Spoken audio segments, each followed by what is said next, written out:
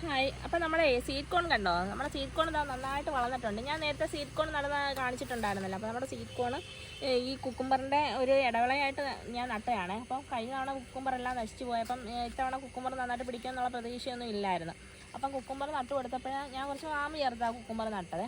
അപ്പം നമ്മുടെ വാമ് വളർത്തിയെടുക്കുന്നത് നമ്മളെ ഈ ചോളത്തിനകത്താണല്ലോ. ചോളം വളർന്നു വരുമ്പോൾ അതിൻ്റെ ഈ പൂക്കുന്ന സമയത്ത് കട്ട് ചെയ്ത് വേര് പിഴുതെടുത്താണ് മാമ് ശരിയാക്കി എടുക്കുന്നത്. പക്ഷേ അത് ഇങ്ങനെ മണ്ണിനകത്ത് വെച്ചിട്ടല്ല, അത് ചകിരിച്ചോറ് ചേർത്തിട്ടാണ് അങ്ങനെ ചെയ്തെടുക്കുന്നത്. പെർലറ്റും വെർമിക്കുലറ്റും ഒക്കെ ചേർത്താണ് ചെയ്തെടുക്കുന്നത്. നമ്മളങ്ങനെ ചെയ്തിരിക്കുന്നതെന്ന് വെച്ച് കഴിഞ്ഞാൽ ഇതിനകത്ത് ഞാൻ വാമ് ചേർത്തിട്ട് നമ്മുടെ ചോളത്തിൻ്റെ തൈകൾ സ്വീറ്റ് കോണിൻ്റെ തൈകൾ നട്ടു കൊടുത്ത്.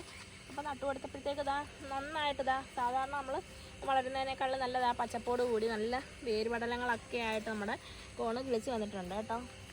ഇവിടെ എല്ലാം കാ പിടിച്ച് തുടങ്ങി. ഇതിനകത്തൊക്കെ ഇങ്ങനെ ചിലപ്പോൾ പൊട്ടിയിട്ട് പിന്നെ അതിനകത്ത് കാ പിടിക്കാൻ തുടങ്ങിയിട്ടുണ്ട്. അങ്ങനെ ഫുള്ള് കുറേ സ്ഥലത്ത് വെച്ചിട്ടുണ്ട്. അപ്പം ഇതിനകത്ത് എനിക്ക് പ്രത്യേകതയായിട്ട് തോന്നിയെന്ന് വെച്ച് കഴിഞ്ഞാൽ ഇപ്പോൾ ഇങ്ങനെ നമ്മൾ നട്ടു കൊടുത്ത സമയത്ത് കുക്കുംബറൊക്കെ നന്നായിട്ട് വള്ളിയൊക്കെ വീശി ഇത് കണ്ടോ, കുക്കുംബറൊക്കെ വള്ളി വീശി നന്നായിട്ട് കാ പിടിക്കാൻ തുടങ്ങിയിട്ടുണ്ട്. ഇലകൾക്കൊക്കെ പച്ചപ്പുണ്ട്. കഴിഞ്ഞ തവണ നമ്മൾ തന്നെ മഞ്ഞളിപ്പൊക്കെ മാറിയിട്ട് ഇപ്പം നന്നായിട്ട് പച്ചപ്പൊക്കെ ആയിട്ടുണ്ട്.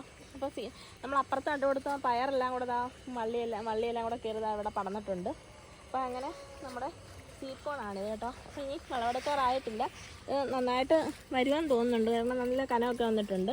അപ്പോൾ ഇത് കുറച്ചുകൂടെ ആകുമ്പോഴത്തേക്കിന് നമ്മുടെ സ്വീറ്റ് കോണിൻ്റെ ഫ്ലവർ മുകളിലാണ് വരുന്നത്. ഇത് കണ്ടോ, സ്വീറ്റ് കോണിൻ്റെ ഫ്ലവർ ഇവിടെ ആയിട്ടാണ് വരുന്നത്. അപ്പോൾ ആ പൂവിൽ നിന്നുള്ള പരാഗണം ഈ താഴെ ഇതിനകത്ത് വീഴുമ്പോഴാണ് കായകൾ കൂടുതലുണ്ടാവുന്നത്.